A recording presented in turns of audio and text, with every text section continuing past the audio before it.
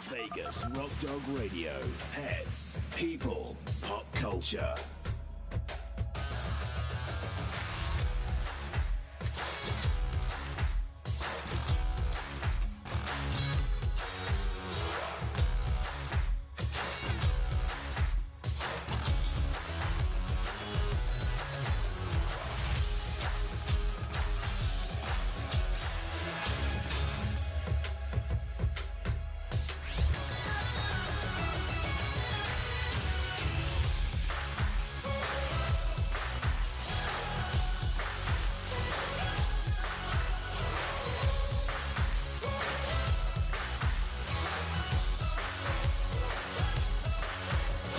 Bring on the host, Sam, the queen of rock and roll dogs.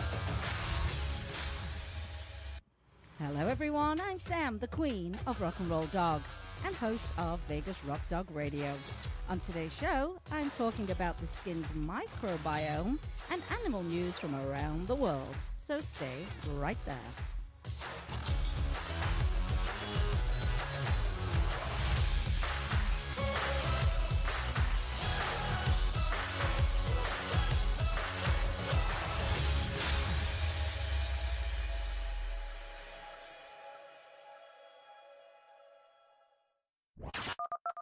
Let's bring on the host, Sam, the queen of rock and roll dogs. Hi everyone, welcome to the show. I'm your host, Sam, the queen of rock and roll dogs, and this is Vegas Rock Dog Radio. We're a rock and roll show all about pets, people, and pop culture. In studio with me today is Mr. Jim. Yes, right here across from you. Yes, and relaxing after their breakfast are Mr. Twix and Miss Thornton. And, you know, when we get ready to go in the studio, we just say, showtime, and they run on in, take a seat, and relax.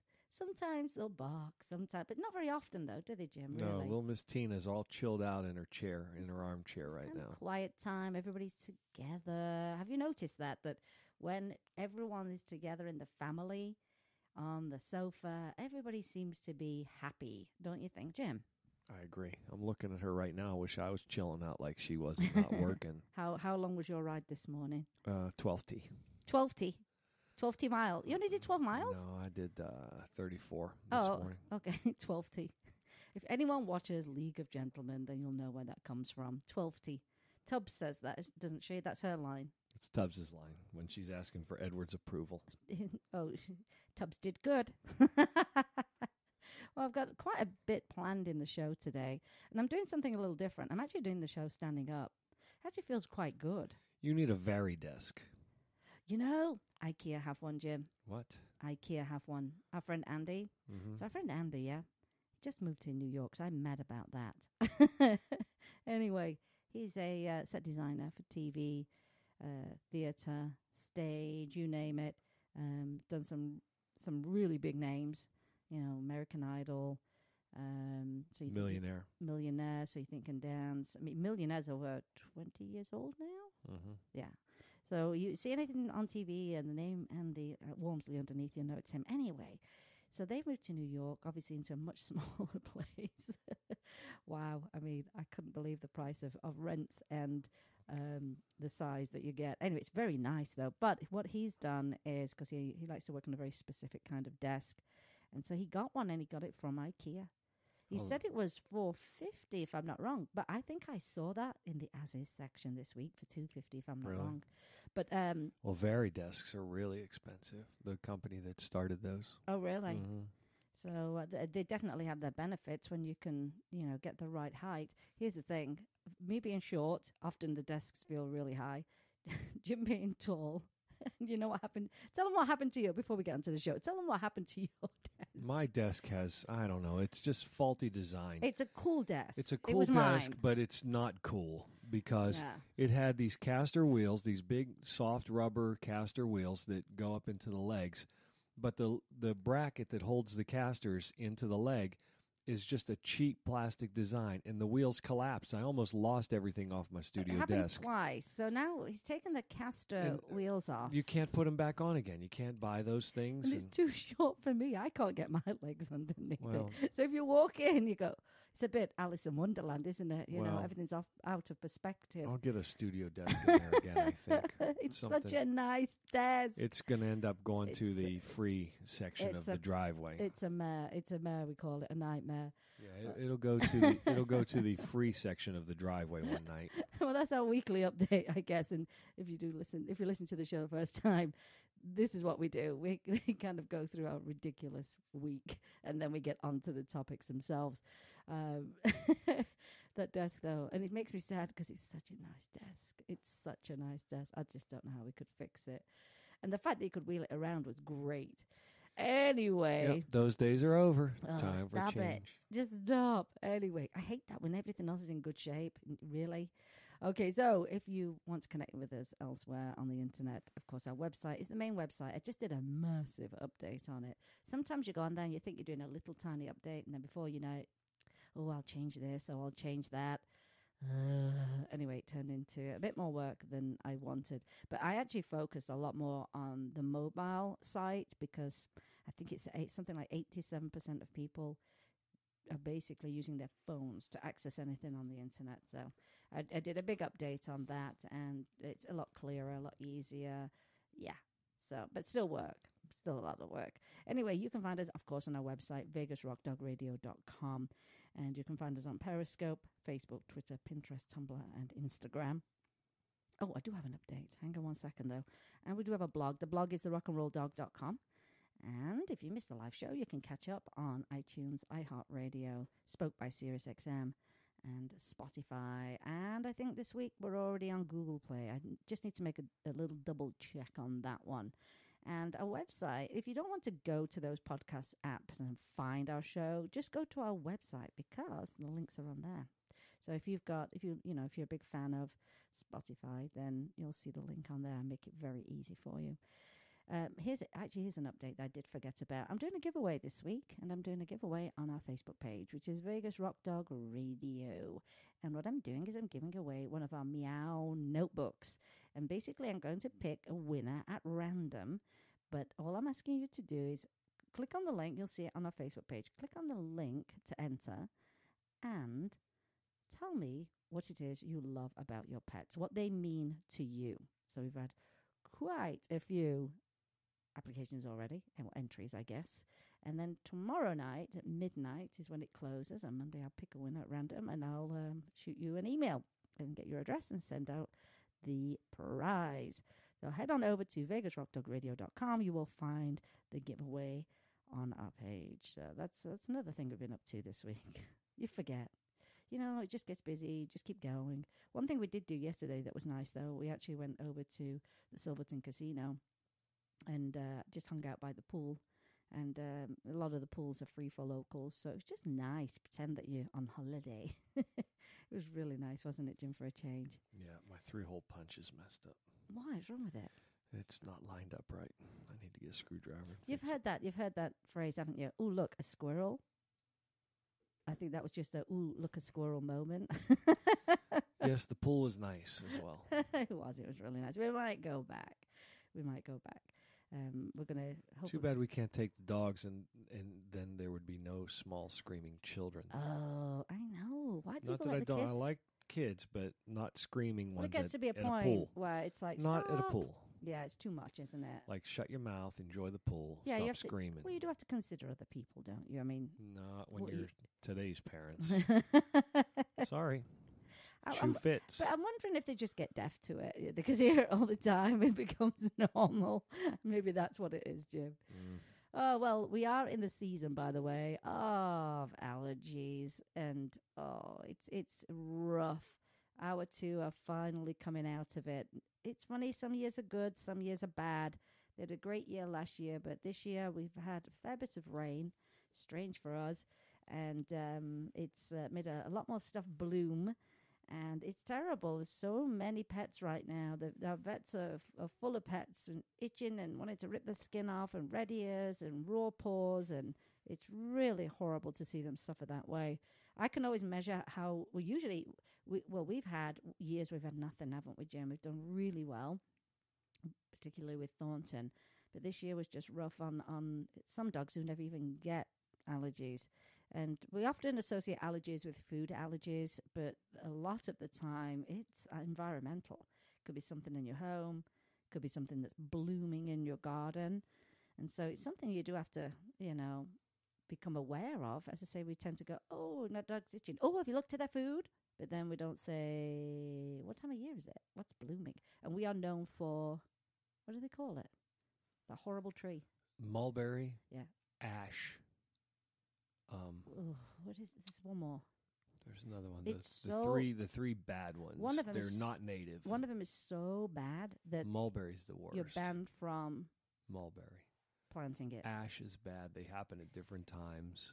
I feel bad for the older neighborhoods who have those trees. Oh my gosh, it's bad. What's the tree with the yellow flowers? I think that might be sumac. It drops so much pollen. It's ridiculous. It's like a blanket of yellow across the streets. It's so bad. Anyway, so I say we're in that season. But last week, here's a glimmer of hope for everyone. Last week, I watched a Facebook Live with Rodney Habib and Julianne Lee, and she is of the Adored Beast.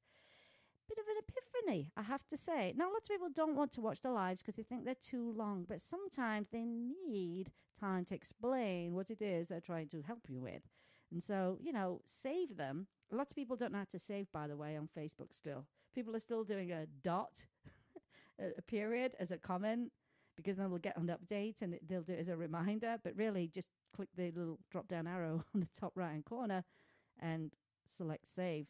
You can actually save now into categories, which is brilliant. I mean, can you imagine how much of that saving I do every single week? It's a lot.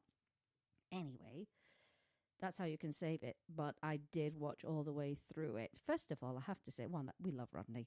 Number two, I really liked Julianne Lee. There's something about her that is just, you go, I just want to be her friend. And actually, I did friend her, which I rarely friend anyone. But I just, what I got from her was, this is someone who really cares about animals. So here we go. Here was the epiphany for me. Because we focus a huge amount of our energy on food allergies and strengthening the gut microbiome, which it is important, why are we looking at the skin's microbiome? Because it's the one thing you see with allergies is the skin is inflamed. What are we doing for the skin? And you don't think about that. You think, internally, but we also need to, look externally, because after all, the skin is the body's largest organ. And it's the one thing, like I said, it itches, it's so inflamed, and especially this time of year. So in a nutshell, I think what's really important to understand is, will you just do me a little search, Jim? The dangers of antibacterial lotions. Because this was a big thing that she mentioned. She talked about bacteria. We've got good and we've got bad bacteria. And what these, I wish I'd taken a bit more of a note on this one. But basically she was saying, if you use these antibacterials, it kills off bacteria that you need. And it takes the bacteria out of balance. And it leaves something behind. I've forgotten what she said it was called. And then you stroke your pets. And then it can take theirs out of balance too. Their good and bad bacteria as well. And I will agree with it. I mean, I'm not an anti-bac person. I'm not, but I won't touch a handle. Will I, Jim? Yeah, that's okay. So you're not concerned that you get germs, but you have no problem with me picking them up. It's so totally the fine. Germs are here. It's totally Welcome to the germs in your house. Oh, I won't touch that. You touch it. Oh, well, that's coming to my house. I know, but I just can't. Strange woman. But in a nutshell, not all bacteria is bad. And we need to foster a good balance of bacteria on our pet's skin, as well as our own, of course. But there are some people almost addicted to those antibacs. Have you found it?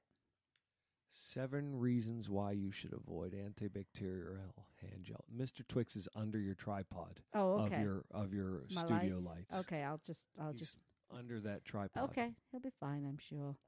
He has a way of finding his way into the strangest little places. Do you want to quickly run them off, or do you have to go into depth with those?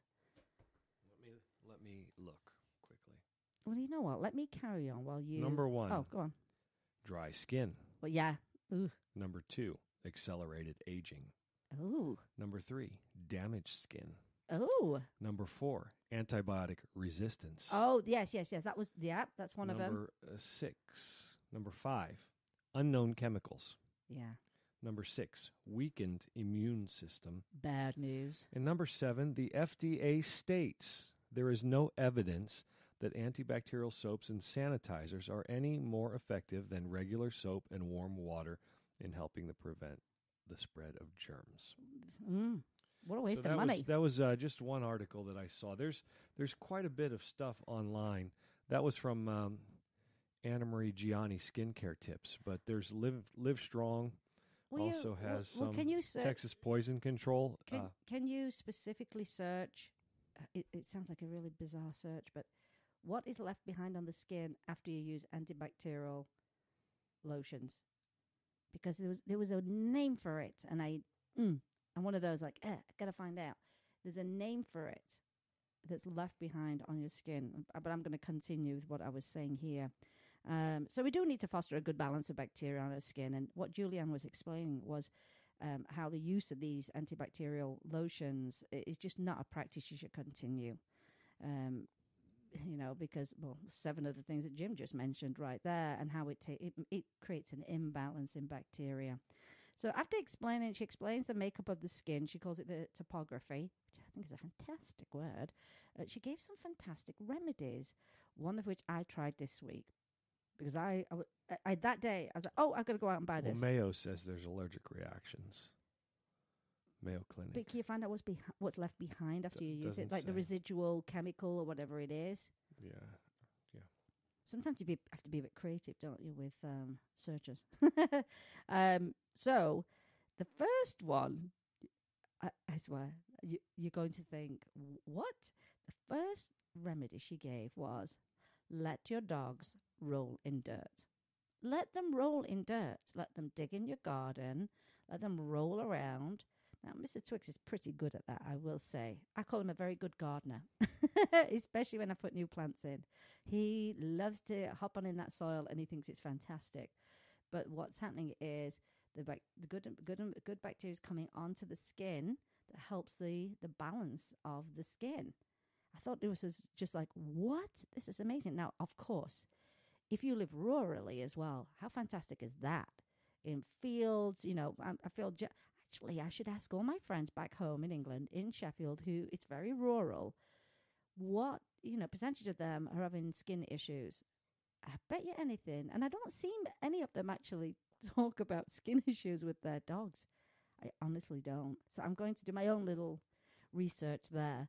But let them roll around in dirt, in mud. Triclosan is the antibacterial ingredient that's left behind. Okay, and then can you find out the effects of that? See, you have to, what do they call? You have to, what's the word they call it? Not dig deep. There's a word everybody uses, drill down. You've got to drill down and find out what that means. So rolling in dirt, rolling in mud. And you know what? Mud dries, brush it off. And she said, don't shower it away. Or you could rinse it, I guess, but do not do the shampoo thing. Just don't do that. Now you're thinking, oh, gosh, I live in an apartment. What am I going to do? I don't have a garden. I don't have a field. What the heck am I going to do? How am I going to find some dirt? So here was our other suggestion, and that was to get a kiddie pool, little kids, swimming pool, preferably one of those hard ones, because you know how dogs are with inflatable things. And then she said, buy some organic soil, some organic compost. Put it in there, make it lots and lots of fun by throwing in bones, toys, treats. You can rub it on them. And I know you're probably going, what the heck? But think about it. It has the right bacteria that's going to help your dog's skin. So I just thought this was just like, what? This is so amazing. And again, you can brush it off and they're fine. They're going to be fine.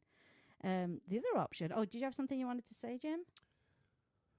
Triclosan It decreases the levels of some thyroid hormones, at least in animals. Wow. Other studies have raised the exposure, increases the likelihood that bacteria will develop resistance. But in animals in particular, it affects thyroid. So what it's also doing then, it's affecting their immune system to be able to deal with environmental and seasonal allergies. Think about that. So you're not doing your dog any favors.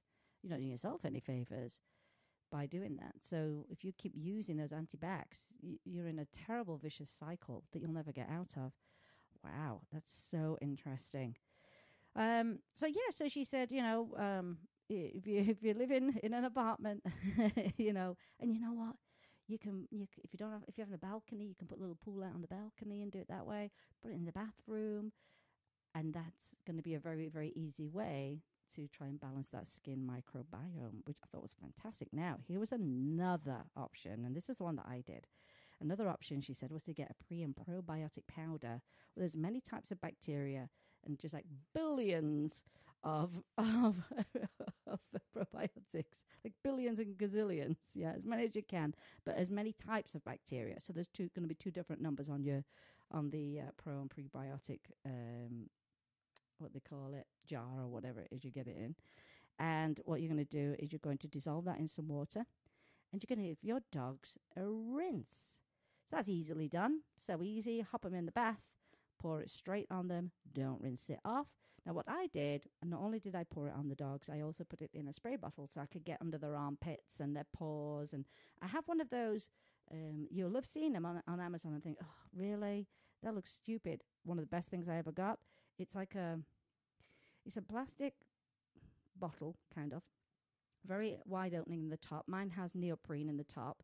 And you shove their foot in there. I let my dogs put their weight on it, so it goes all the way up halfway through their legs. And, inside, either I've got povidone rinse or something like that. But I did this with the pre- and probiotic rinse. Stuck it in there and then sprayed them down. Now, what she said was, you can do this. You can do it one day and see how it goes. And if that helps, then leave it be. If you feel like you need a little bit more help, day 2, you can do day 3. You can do them consecutively. Then you're going to give it a break. Yep. So I did. I got pretty good on day 2. Pretty good. Thornton, great. But I went with day 3. Thornton's been really, really good. Twix he's still a little bit itchy. So I'm going to, I'll restart that again next week. But I thought it made quite the difference. And of course, it's pre- and probiotics. So what's wrong with that? It's great for the body. So I was very excited to watch this. I was not expecting to hear that. I thought it was like, whoa, yeah, why are we ignoring the largest organ of the body? When we can see it's reacting to something, why are we not treating the skin as well? So I was very excited about that. So I'm really happy to actually bring that to you. And I will of course, link this up in the show notes so that you can go back and watch it yourself, which I'll go back again because there's always more you can pull out of these Facebook Lives. There's such a lot of information. And unless you're actually writing notes as you go along, go back and watch it all over again and then save it. And then share it with your friends. That's a really important thing. So it's sad, though, to hear, oh, my gosh, my dog who's never had allergies, all of a sudden spring's here and it's like, what? This is horrible, chewing their little feet off. And I mean, there was a point where Thornton was always in a cone and pajamas at this time of year. Oh, it was horrible, trying everything and everything and everything, But as I say, she's doing great now, and I'm very happy about that. But you can always tell when they just, you can tell they're uncomfortable. It's a horrible thing when you want to make them as comfortable as possible. So there you go. So that was, as I say, that's going to be on my show notes. And I honestly urge you, try everything. See what your dogs respond to. And I'm sure you'll see some kind of a difference like we did. Very happy about that. Well, Jim, on that note, let's take a quick break because when we come back, we're going to talk about Airbnb rentals that double as animal habitats. What? You're listening to Vegas Rock Dog Radio with me, Sam, your host, the queen of rock and roll dogs, and we'll be right back. Vegas Rock Dog Radio. Pets, people, pop culture.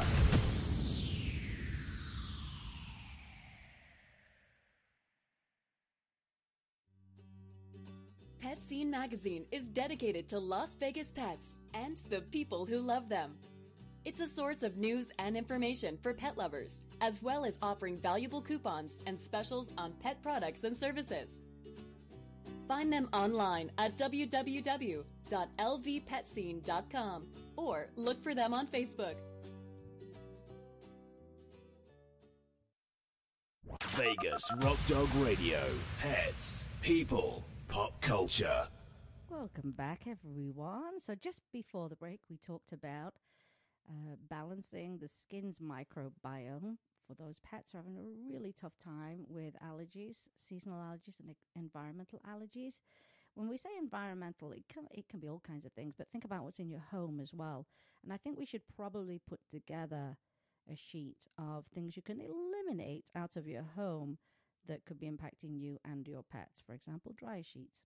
Get rid of those. Toxic. Oh, so we have a lovely cat rescue here in town that actually is run by a vet, and it's actually attached to her office, which is wonderful.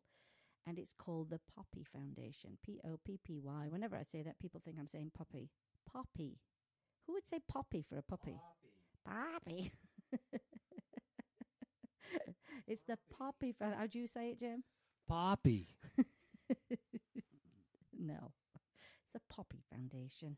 Poppy. Named after a cat called Poppy and what happened to Poppy. And often a lot of these places spring up because of an animal that impacted someone's life.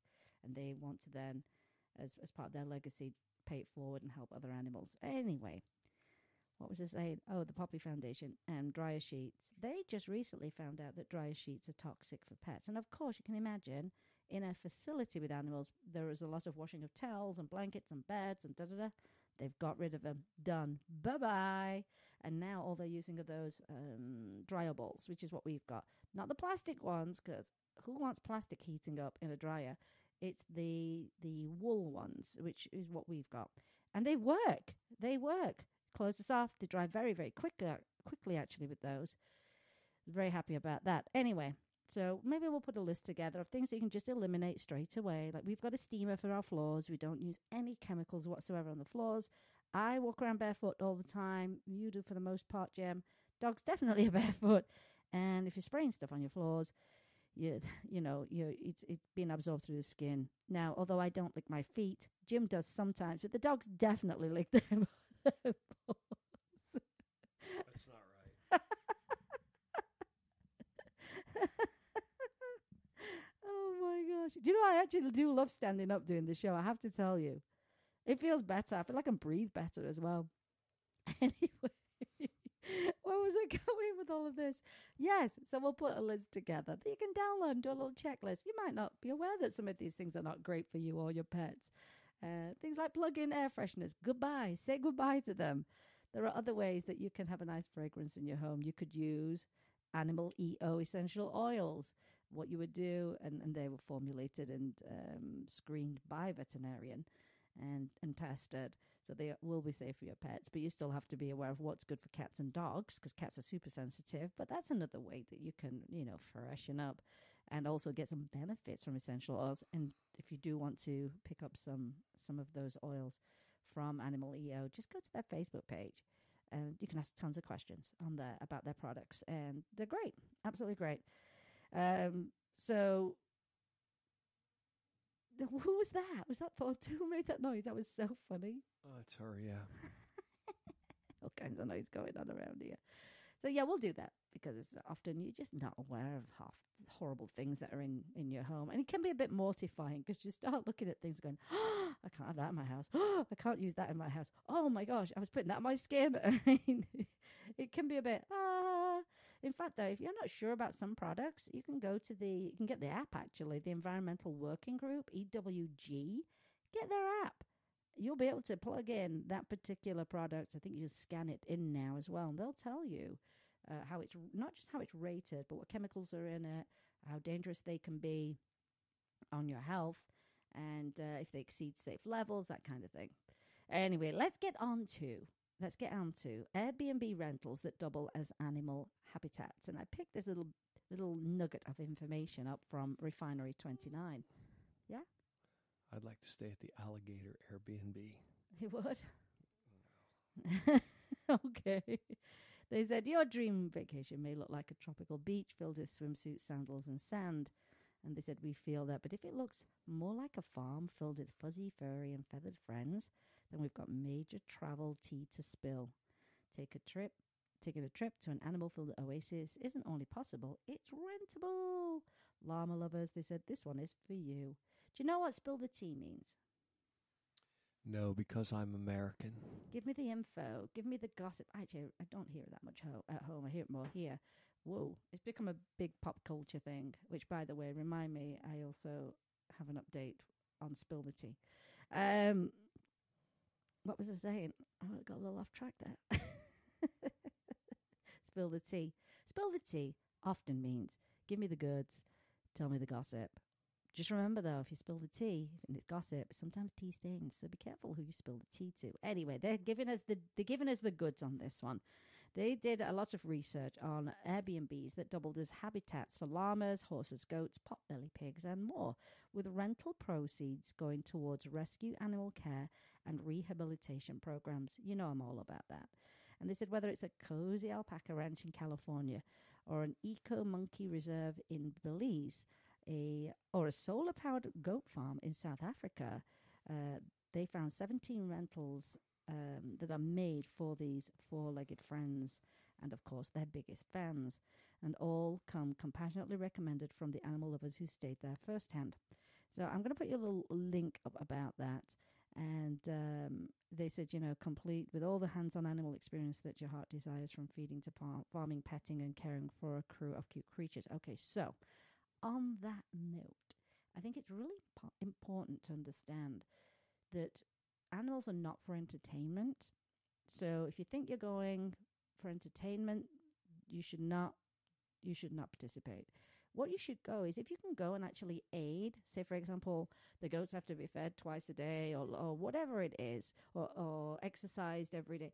That's a different thing. It's part of their normal life and routine. But if it comes to, now is feed a giraffe time, and there's 100 people there, that's not what you want to do, because that's not normal. So I think if you're participating in their normal activities, that's a whole different story, like mucking out horses.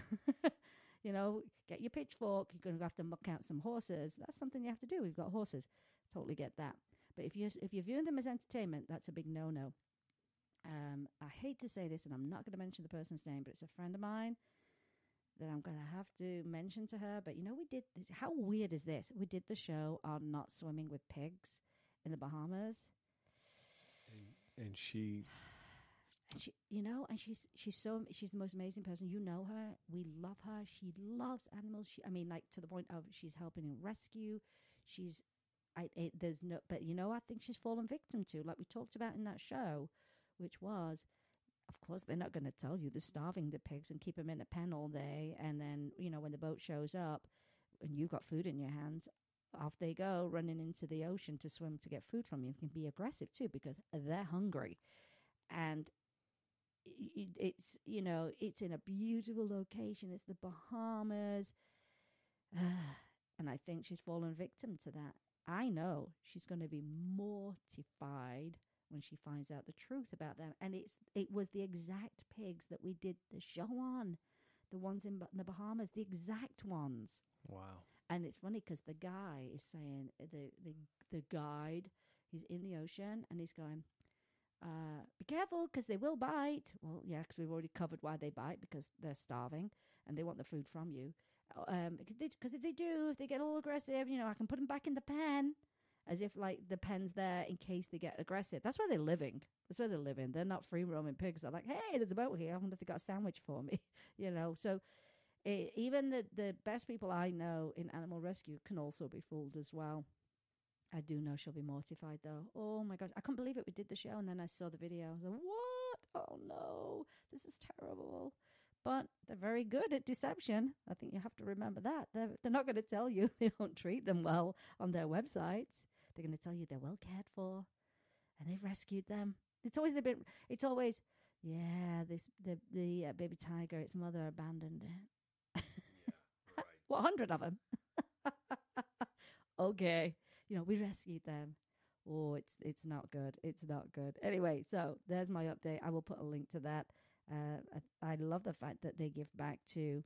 So I'm going to say, if these people give back to, who own these properties, give back to rescues and programs like that, I'm going to say they're pretty clued in as to how to treat animals. I just hope it's not a ruse to get people to go. You see, now I'm going to have to do more research, Jim. I'm going to have to do even more research. In fact, one of the best research things to do, go and look at reviews. I'm telling you, people will tell the truth on a review. So, talking about spilling the tea, came out with a notebook.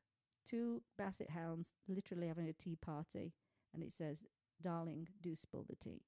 So, that's available. But I also came out with a planner this week, an academic planner. Academic planners either run 6, 12, or 18 months, sometimes 2 years.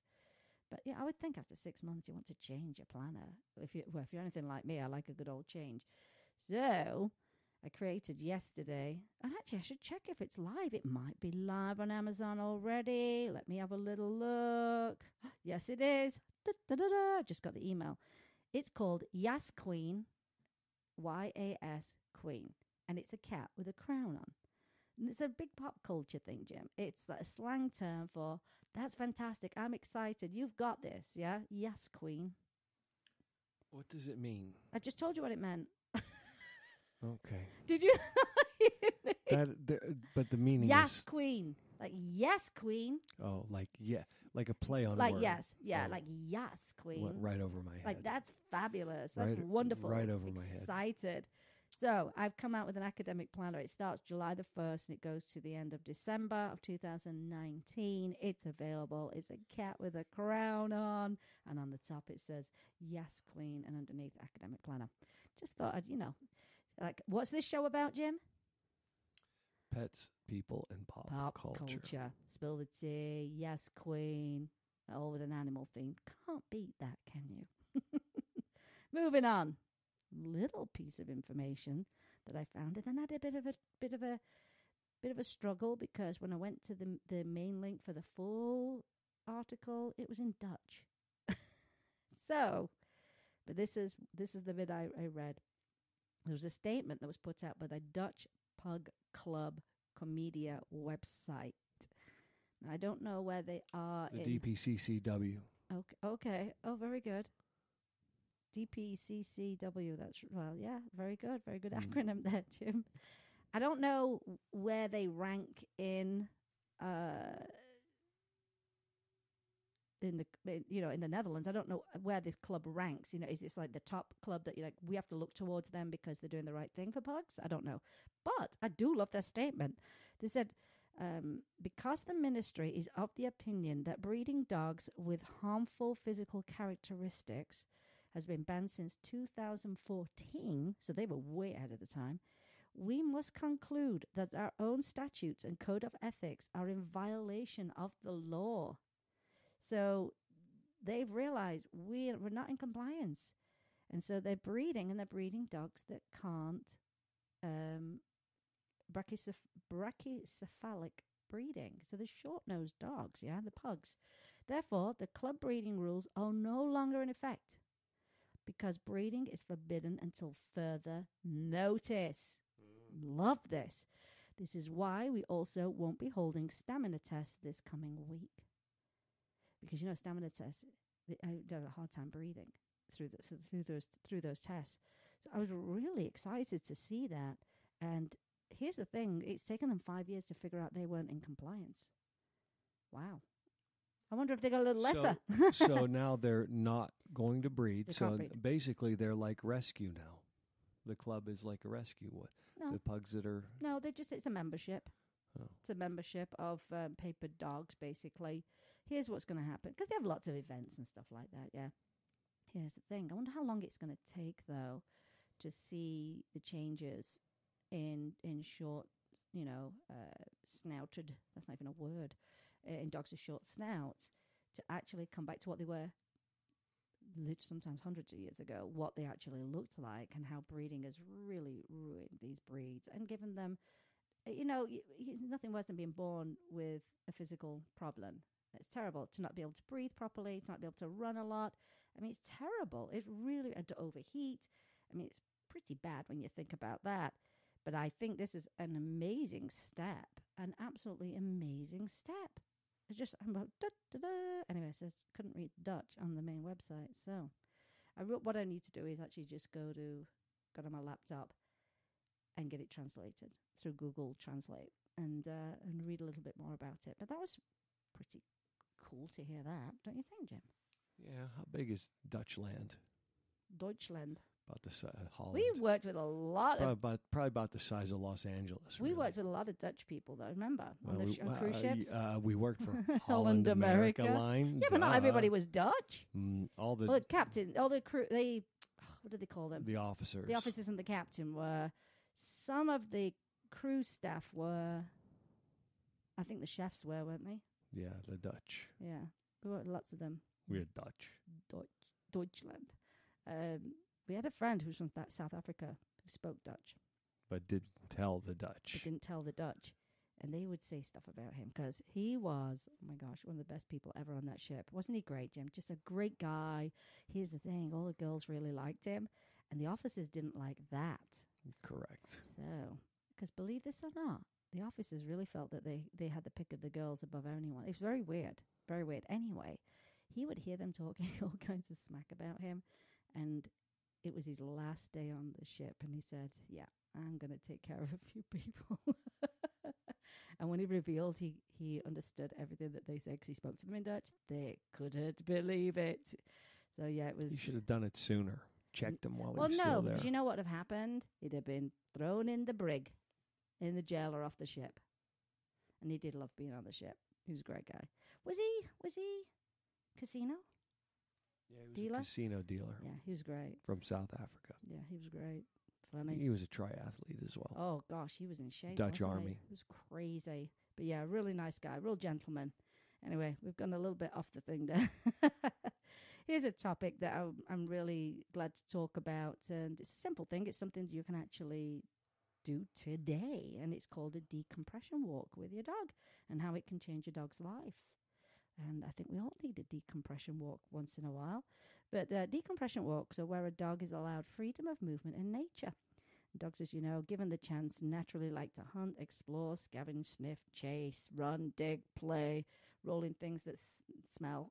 And they're often dead and often very, very gross. But that's called being a dog. You know, that's why we should take him tonight when it cools off a little bit up to the off-leash park in Boulder City.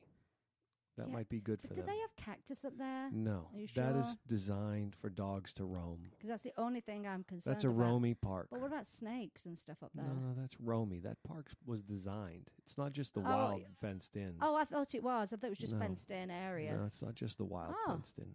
Yeah, because let's explain this to you. It's so simple though, but depending on where you live and where you walk, you may not be giving your dog an opportunity to experience a walk full of enrichment and a choice to be a dog.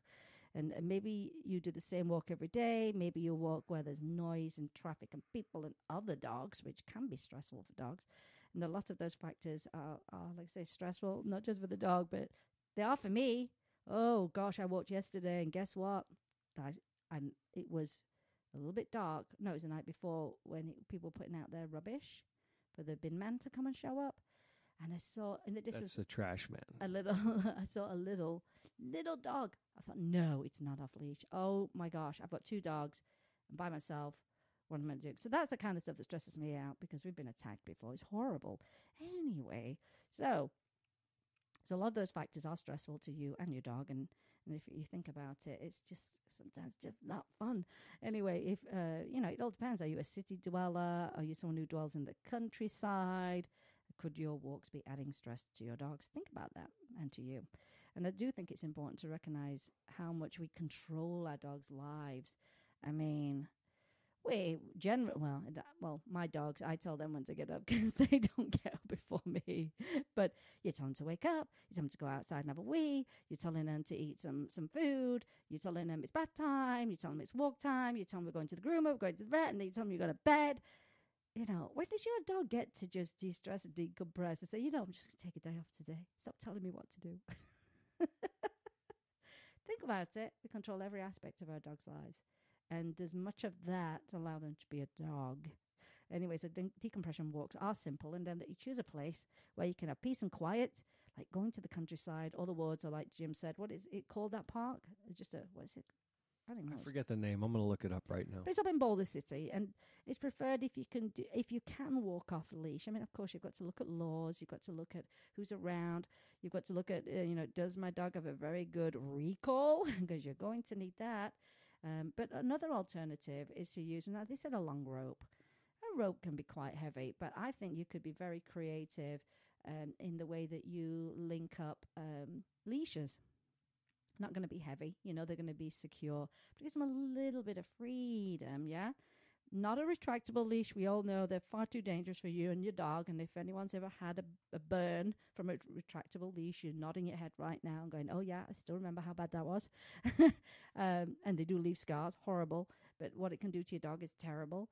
Anyway, so being off leash or on a long leash allows your dog to experience freedom and a chance to be a dog and sniff and run and roll and all those great things I mentioned earlier that dogs love to do.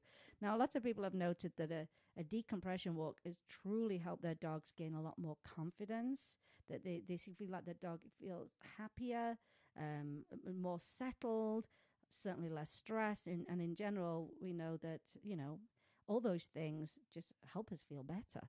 And I would love to see, because I work with so many rescues, I'd love to see foster parents partaking in decompression walks with their foster dogs. It would be a good thing for everyone involved, especially if you are a foster parent. That's in itself stressful too. So I think that would be great to actually plan that. And I think, we also have to get away from saying a tired dog is a good dog, because a tired dog can still be a stressed dog, which I'm going to talk about if I have time at the end of the show. Long frisbee sessions and ball play can be stressful. That repetitive, and it can also become a little addictive for dogs as well. And city living can be stressful. And of course, there's nothing worse than a boring walk as well, doing the same thing over and over and over again, yeah? And it's funny when people say, my dog always stops at this one place and wheezes, or my dog always stops at this one place and sniffs. And it's like, oh my gosh, your poor dog's in such a routine. Give it some variety in life, because variety is the spice of life. Now, decompression walks allow dogs to be dogs, engage in their natural behaviors in a way that is not hurried, and it's not lacking in enrichment. It's full of enrichment, and it gives your dog freedom of movement. It also gives them a choice of where they want to explore. Like I say, many times, people will not let their dogs sniff when I see them on a walk.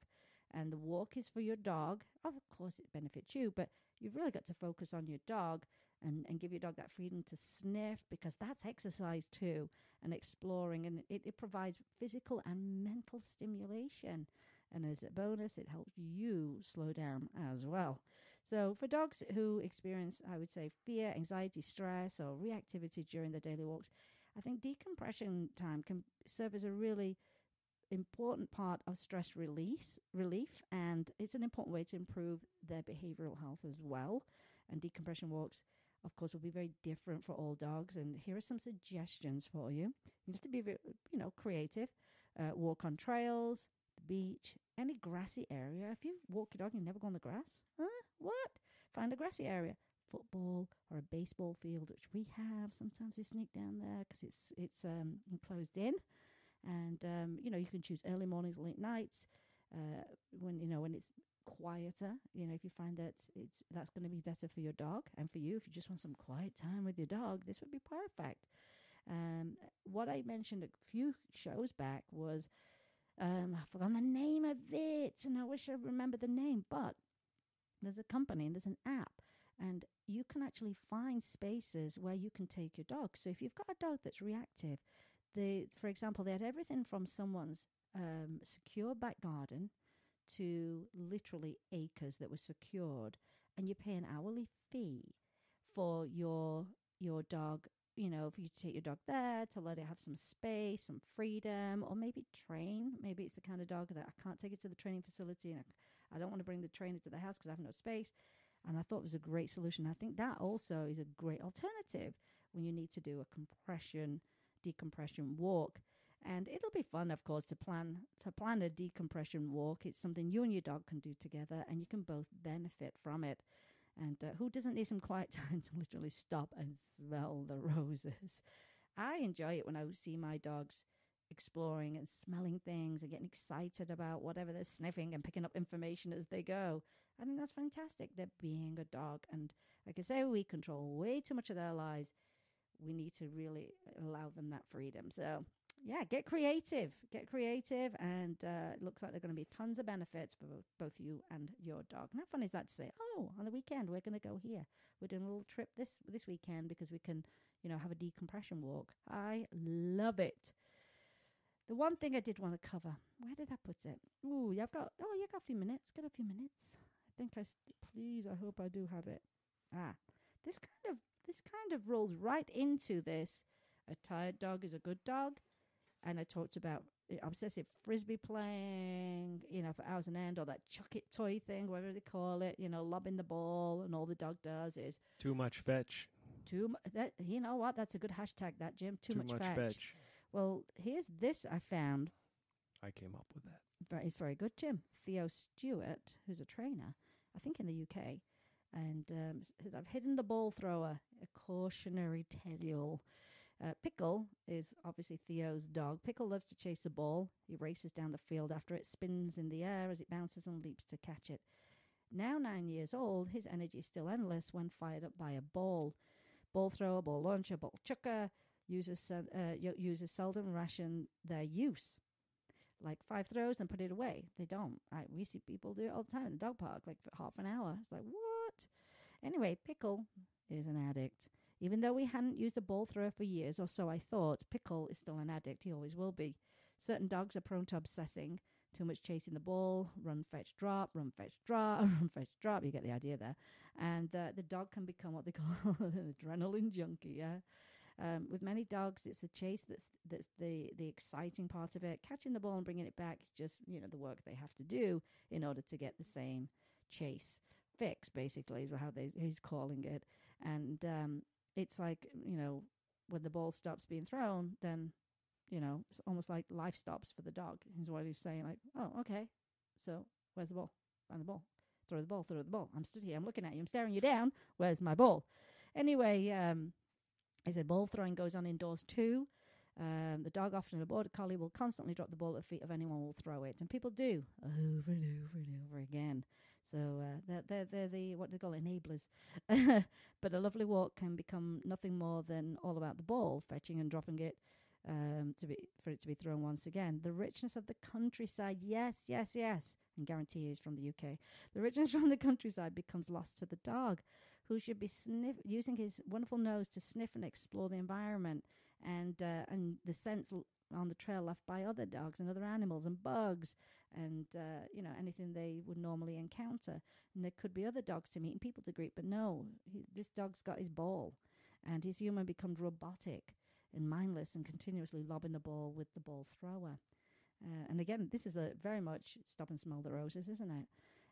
Unnatural, he said. Would the dog, in all honesty, in the environment by itself, without people, be doing anything so repetitive naturally? And we know that's not the case. They would, of course, be there's the hunting, part of it, where you've got to stalk the prey, chase it, hopefully catch it, and then maybe eat it or roll in it, like we talked about earlier. But they say an exception may be a terrier clearing a haystack of rats, but even that would be over and done with quickly. So what he's saying is they don't do repetitive things, yeah? I find that dogs like border collies that are bred to be patient and persistent obsess the easiest on balls or anything involving concentration and focus. And a through, that is 2 words together, few and throw, a through, a few throws with a ball thrower and a collie can be hooked. Anything repeated over and over can be addictive and can cause stress because you want it to keep repeating all the time, yeah? Because you want to keep, chasing it. Anyway, he calls it pickling. So his little dog, he calls it pickling. And Pickle is actually a Cocker Spaniel. and he would chase the ball all day given the chance. However, without a ball, he is happily pickling. I call pickling what instinctively comes to him, which is running the whole perimeter of the field before zigzag crossing it, and his tail is wagging as he explores with his nose. He may be chasing a pigeon, sniffing out a mouse, or trying to dig up a mole. Oh, definitely in England. Pickle's a working dog, likes to use his brain while exercising. And then he talks about this bucket incident. He said Tony walks the dogs. A couple of days ago, he took the 4 dogs out into the field as usual. Time passed. Then, with a crash, Pickle charged back in through the open door ahead of my other 3 dogs. He leapt into the large water bucket the dogs drink from, digging in the water, grunting and snorting, water flying everywhere. Dripping, he did about 10 zoomies over the sofas and round the coffee table. Then he jumped into the water bucket, knocked it over, and it was a big, mess of a pond in there. And he said, why had Pickle come home so manic? He went, I knew. Without asking, I knew that Tony had rediscovered the ball thrower. So years ago, he said he decided, based on the behavior of many of the dogs that he visited professionally, that we shouldn't just do this repetitive ball play. And their ball thrower was buried in the shed. Oh, that's what he thought. Anyway, he said he waits, he stares, come on, throw it. And that's from the dog's perspective. He brings the ball back, drops it where it makes it easiest for the person to pick it up. Yeah, they do, though, don't they? They go, I'll make it easy for you, human, to throw that for me. So true. And then they run off in anticipation where the ball might land. Isn't ball play meant to tire the dog out and make him calm? Isn't a tired, physically worn-out dog a good dog? Fat chance. It's the opposite. So Pickle acted possessed, he said, wired and really reactive. And Pickle was on high alert for sounds for the rest of the day. The next morning, it was still wired, getting vocal and excited for his breakfast, perfectly illustrating how stress chemicals, the adrenaline and cortisol, had built up and remained in the body for some time. So he said, I've hidden the ball thrower. Why don't you just throw it away? No ball thrower yesterday, no ball thrower today. Pickle has been out in the field, just pickling, no balls. And then he comes home, he has a drink, and he settles down. And today the neighbours wheeled their bin down the passage, and he said, see, bin man? He's English. And after just one token wolf, Pickle settled again. No vocals before breakfast, and it's taken nearly 3 days for him to get back to his usual self. And if anyone reading this has a high-wired or working dog and uses a ball thrower to chuck a ball repeatedly for the dog, just try something for me. Try not to throw the ball for a few days. Your dog may find doing his own thing and withdrawal very hard to start with, but persist. He may need to go cold turkey. I mean, how do you even limit that, in all honesty? And just allow him freedom to explore and sniff and chase and find things for himself to chase. And this will result in a less wide dog that is able to better cope with all sorts of things life throw at him, from encountering other dogs on walks to being less destructive to not overreacting to sounds to waiting patiently for dinner, just settling down peacefully. And he said the list just goes on and on and on, those benefits. And just possibly also, he said, no more chasing, leaping and twisting for high and bouncing balls from a thrower will save him from future injury. And that is something to consider. Repetitive movement can cause strain and injury.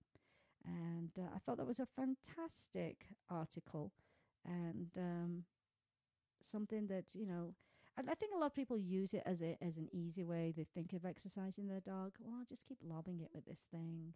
It's easy. The dog brings it back. I don't even have to get off the bed and shit the dog park. I just keep throwing it. How easy is this? He gets exercise. I get to sit around. But as we know now, that's not the case. So I thought you would really like that article. So I think that couples in nicely with a decompression walk, where we're focusing on them being a dog. Well, Jim, I think my timing was impeccable today. I have to say that. Pretty good. It's really good, actually. Pretty good. Don't forget, you can subscribe to the show. And if you want my show in your inbox every single week, just makes it super easy on you. You can actually subscribe. Just go in the show notes. It's right there. And I want to thank you for listening to the show, catching up on the podcast, sharing the show with your friends, and all the incredible feedback that we get on the topics and the people we bring on the show to help improve the lives of your pets. I want to thank you for being a fantastic pet parent and caring about every aspect of your pet's lives. So today, you've been listening to, and I've missed something out here. I missed my little... You forgot to thank me. I have to thank Jim, of course, always. And my dogs are just being super cute because there's nothing better than that. I've lost my spot in my show. This is so weird. A part of my show's missing. I always say, remember, here we go. That's so weird. Remember, you can help an animal in need, either rescue, adopt, donate, volunteer, share their information, take them on a decompression walk, stop throwing the ball and stop throwing the frisbee and let them be a dog. Yeah? Rescue your next family member, replace the word shop with adopt, and be kind to all animals. Now, please take a moment, like our Facebook page, follow us on Instagram and Twitter. Don't forget to post pics of your pets. We'd love to see your little fur babies. Tell us their names and what you love about them. Don't forget to enter our giveaway for the Meow Notebook. And today, you've been listening to Vegas Rock Dog Radio, where it's all about pets, people, and pop culture. I'm your host, Sam, the queen of rock and roll dogs. And always kiss your pets good morning and good night. And I'll see you next time. You've been listening to Vegas Rock Dog Radio.